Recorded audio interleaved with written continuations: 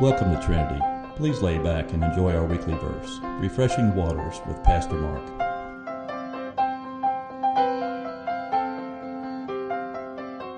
These words come from the 5th chapter of Paul's letter to the Ephesians.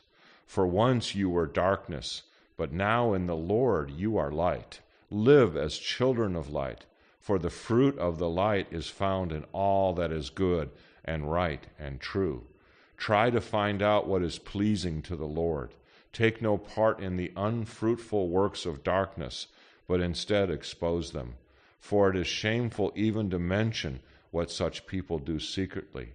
But everything exposed by the light becomes visible, for everything that becomes visible is light. Therefore it says, sleepers, awake, rise from the dead, and Christ will shine on you. In 1850, as many as 30,000 orphan children lived on the streets of New York City.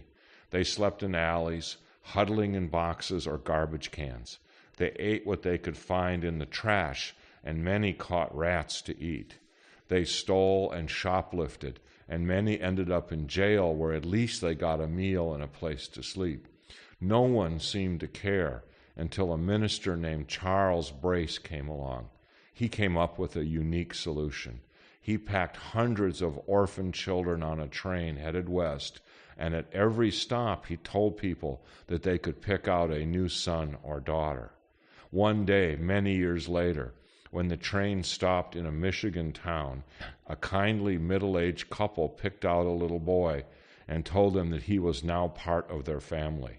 They drove him in their automobile to the biggest house he had ever seen. Mr. and Mrs. Henry Ford told the little boy that everything they had was now his to use and enjoy. By some miracle, through no efforts of his own, this little boy now had a family, a home, and a future. Paul's letter to the Ephesians conveys a feeling something like the little boy adopted by the Fords must have felt. Paul tells us that Jesus always has his arms open wide for us and a welcome home on his lips.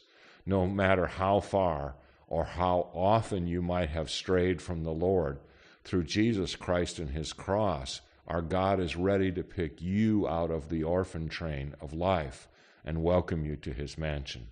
With Jesus Christ as your Lord and Savior, you will no longer feel like an orphan. As God's child, you will always have a home in his love. We take this message to heart here at Trinity Church and would welcome you with open arms and with open hearts. I hope you will join us this Sunday at 10:30 a.m. Peace and grace to you and yours.